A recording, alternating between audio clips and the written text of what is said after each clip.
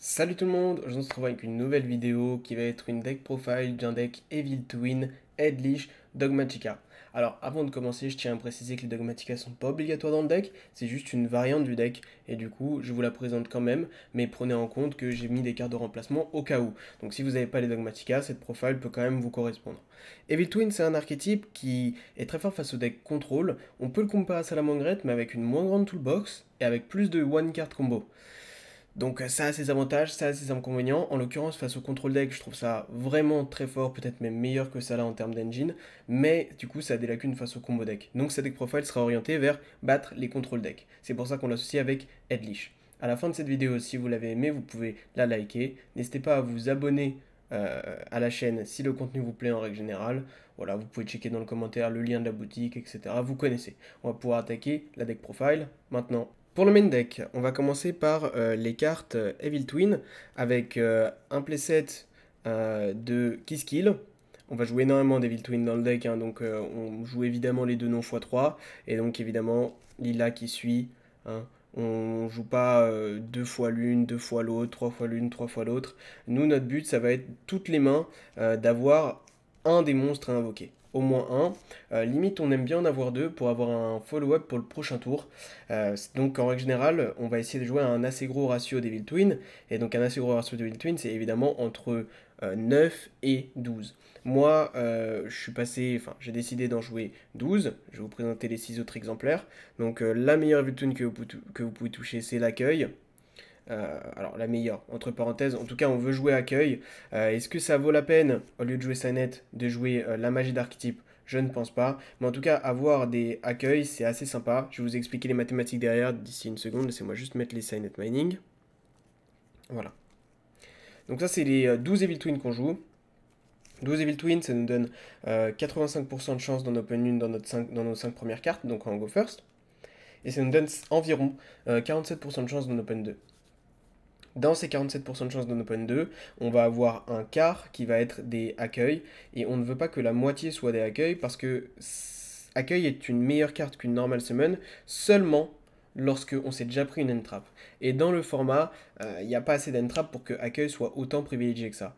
S'il y avait des gamma partout, des H-Blossom partout, etc., Veiler, Imperm, on réfléchirait à jouer plus d'accueil, mais pour des raisons que je vais vous expliquer après, les entraps joués actuellement ne nous font pas peur. C'est vraiment lorsqu'il y aura beaucoup de gamma ou de Nibiru par exemple que accueil pourra redevenir super intéressante, et du coup on remplacerait par exemple les Signet par des passcode ou password, je sais plus exactement, je vous afficherai la carte, et c'est une carte qui vous permet d'ajouter accueil plutôt que d'ajouter un Evil Twin. En l'occurrence, ça a aussi l'avantage Signet de ne pas vous lock en Evil Twin jusqu'à la fin du tour. Parce que celui-ci, si vous l'activez, vous êtes lock avec des monstres Evil jumelles de l'extra deck jusqu'à la fin du tour, donc ça peut être embêtant des fois.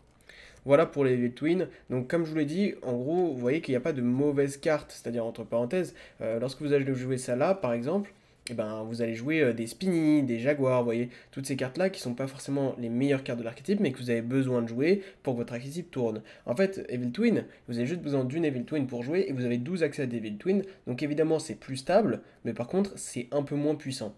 Mais la stabilité, c'est ce qu'on cherche face au contrôle deck. Ensuite, on va passer à l'engine Headlish, en commençant avec deux Lords, évidemment.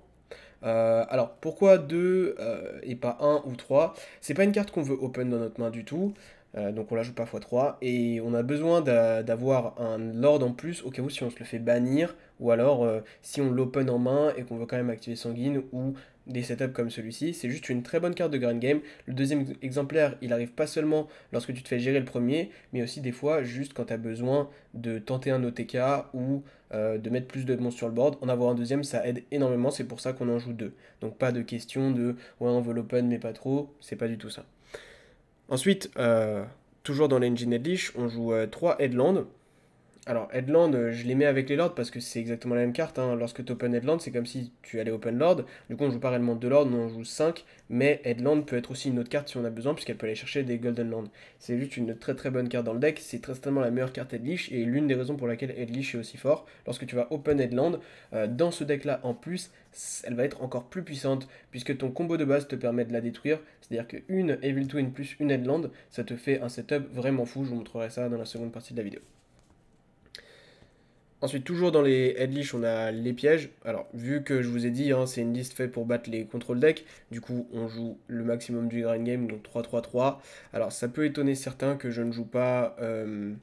comment ça s'appelle? Euh, que je ne joue pas les magies, pardon. Donc que ce soit la magie rapide ou la magie normale, mais pour le coup c'est juste inutile. C'est-à-dire que ce sont des cartes qui font rien quand tu go, enfin quand elles sont dans ta main, elles font des choses que quand elles sont dans le deck, et on veut essayer de limiter ce nombre de cartes là au maximum. Au niveau du Grignon, on est déjà très bien en jouant 2 lords, 3 fois toutes les pièges, 3 headlands, c'est déjà très très bien, sachant qu'on n'est pas en train de jouer headlish pur, mais qu'on joue headlish avec 2 autres engines ou une autre engine en fonction de si vous jouez les dogmas ou pas. Donc pas forcé, pas forcé. Ensuite, au niveau du Draw Power, une carte qui relie très bien l'engine Evil Twin et l'engine Headlish, ça va être Souls. Alors pourquoi? Tout simplement parce que Souls va t'aider évidemment à faire du card advantage avec tes Headlish, puisque tu les envoies au cimetière pour draw d'autres cartes, et les Headlish en une phase se bannissent pour en poser encore d'autres, donc tu gagnes des cartes. Imaginons que j'active Soul et que j'envoie une Aquero et une Conquistador. Et ben j'ai fait du zéro dans le sens où j'ai envoyé 2 cartes, j'en ai draw 2, sauf qu'en une phase, elles vont poser 2 autres cartes, vous voyez. Du coup, on a fait du plus 2. Donc c'est là où Souls est vraiment très fort. Pareil, si on se le fait end trap, les cartes qu'on envoie étant des headlish, on n'a pas perdu de cartes. Un autre point où elle est très forte, c'est que les end-traps joués actuellement sont pas des end-traps qui négatent et détruisent tels que Gamma, ce sont des end-traps juste qui annulent l'effet tels que H. Et du coup, si tu open une Evil Twin plus un Souls, et ben tu peux quand même aller sur une ligne 2 Evil Twin. Alors, ça n'a pas forcément, vu que tu n'as pas le deuxième nom au cimetière, ça n'a pas forcément la valeur à laquelle on s'attend, mais dans des setups où c'est pas le tour 0, où tu as déjà quelques noms Evil Twin dans le cimetière, etc., ça peut vraiment te servir.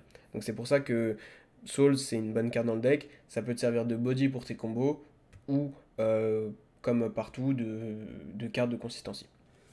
Apprenti, c'est pas si dégueu que ça dans les decks Headlish en plus.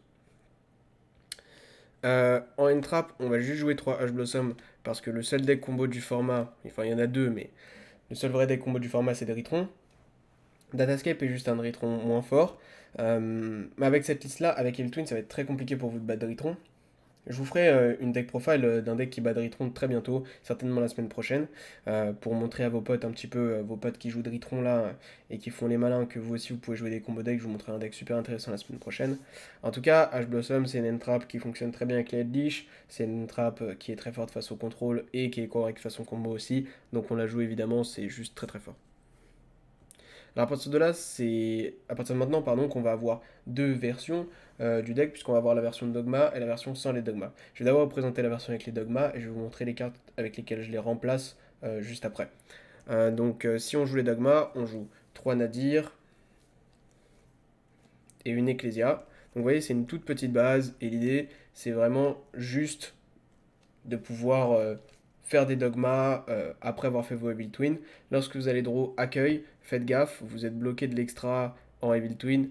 Ne partez pas sur des Phoenix ou quoi avec un extender Ecclesia, parce que des fois c'est bien d'utiliser Ecclesia pour l'aspect et faire des links avec, genre des Phoenix ou quoi après le premier tour, mais faites attention avec le, la restriction d'accueil.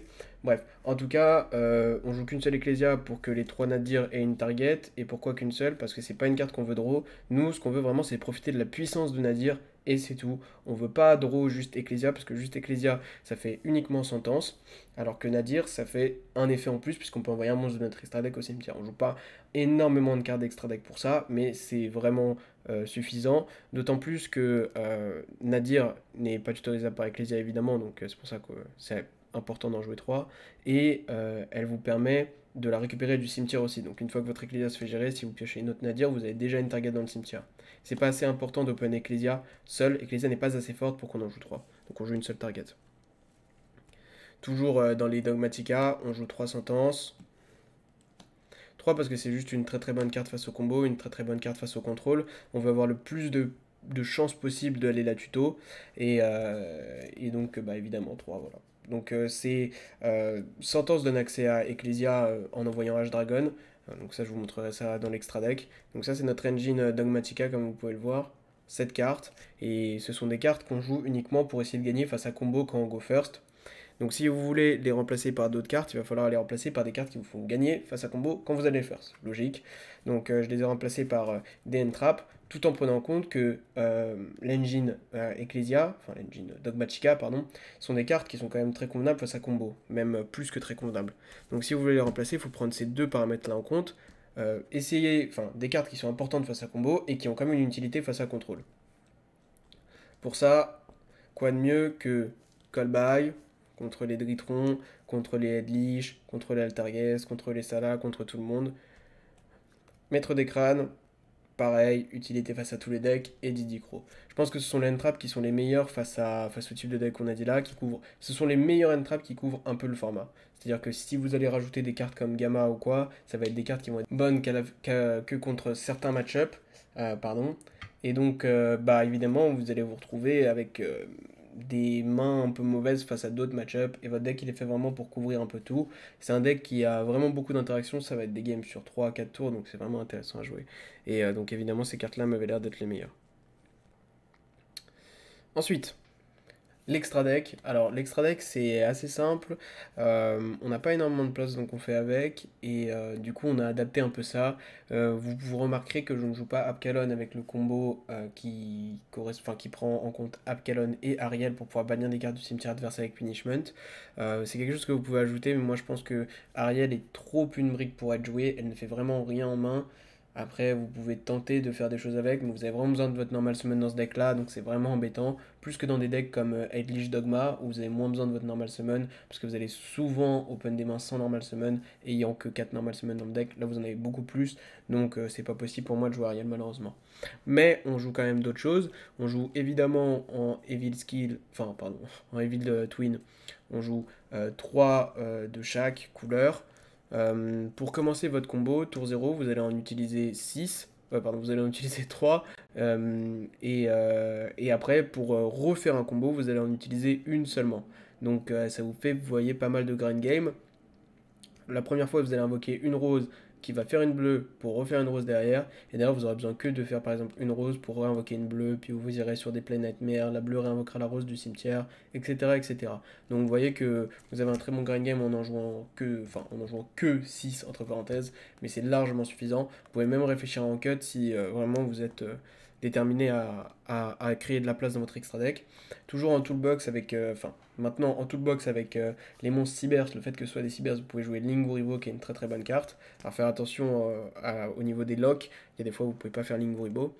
Au niveau de l'extra deck, toujours en toolbox, on a des Find aussi, puisque le deck joue vous lock en Find, mais du coup vous pouvez toujours faire les Nightmares, avec un Cerberus, un Phoenix, un Unicorn, qui sont juste des très bonnes cartes à jouer dans tout type de deck, donc c'est parfait. Hop là. Ensuite on va avoir Unchained, Abomination. Étant un Fiend, pareil, vous pouvez le faire avec le combo de base. Et il vous aide à utiliser Headland correctement. C'est-à-dire que vous allez faire votre combo de base qui est par exemple, imaginons on open une Kiskill. On va invoquer Kiskill normalement. Spécialement du coup du deck, on va invoquer Lila. Ensuite on fait une Link 2. On va invoquer la rose. La rose invoque la bleue du cimetière. On fait une autre Link. On invoque la bleue. La bleue invoque la rose du cimetière. La rose va du coup draw 1 vu qu'on contrôle les deux. Donc là on draw une carte, on remplace notre normal summon. Et ensuite ici vous avez deux choix. Soit vous faites une autre rose pour que pendant le tour adverse vous puissiez faire rose reborn bleu, bleu détruit une carte adverse. Soit vous pouvez tout simplement faire un Unchained Abomination. Et donc imaginons, c'est le combo dont je vous ai parlé tout à l'heure, que vous ayez open avec une Headland. Et ben vous êtes capable de, avant de go sur vos combos, aller chercher une piège, que ce soit une Conquistador ou une Aquero par exemple. Imaginons que vous êtes contre un match-up où vous voulez ban des cartes, vous allez chercher une Aquero, Headland va chercher Aquero, vous faites le combo que je viens de vous montrer, en end phase Unchain, pet Headland, Headland va envoyer une Conquistador par exemple dans le cimetière, Conquistador en end phase va se bannir, va poser une sanguine, et vous aurez sanguine, Aquero, Abomination. Et donc vous aurez le bannissement et un abomination au cas où. Ou au contraire, vous pouvez envoyer la Aquero et aller chercher la Conquistador de façon à pouvoir péter une carte sur le terrain adverse. Et puisqu'une carte est détruite, abomination peut détruire une autre carte encore. Donc vous voyez, vous avez plein de possibilités lorsque vous allez open Headland grâce à Unchained. Donc c'est pour ça principalement qu'on le joue. Je mets ça de côté.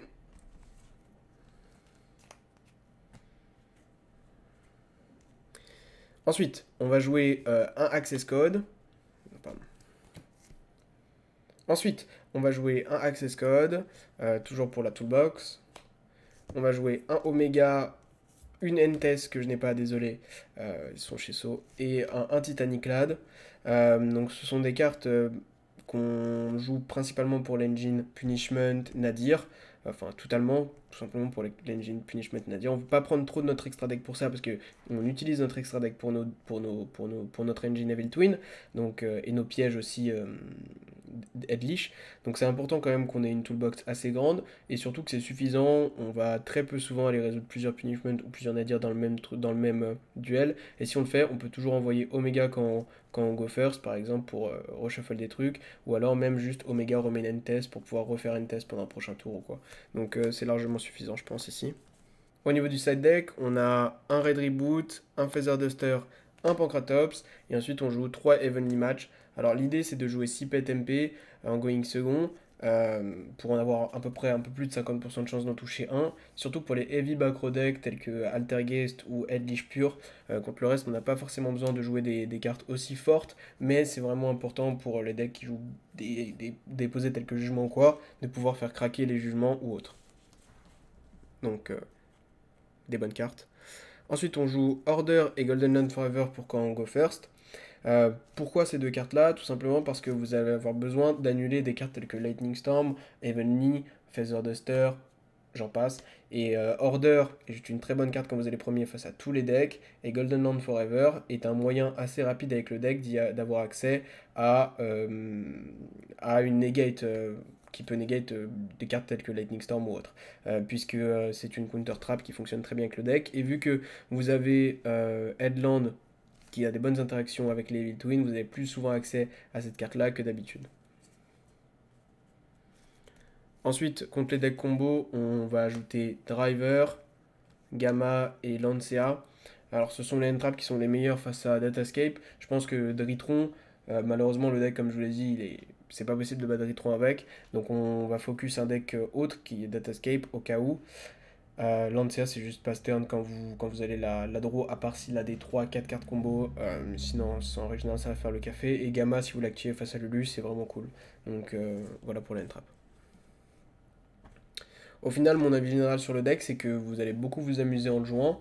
Moi, personnellement, quand je joue pour le fun, ou juste que genre, je joue pas en ladder forcément, ou quand je joue pas forcément pour des tournois ou quoi, c'est le deck que j'ai pris le plus de plaisir à jouer, que ce soit la version avec les dogmas ou sans. Je pense qu'il n'y a pas vraiment de différence, ça dépend juste de ce que vous préférez ou de ce que vous allez affronter.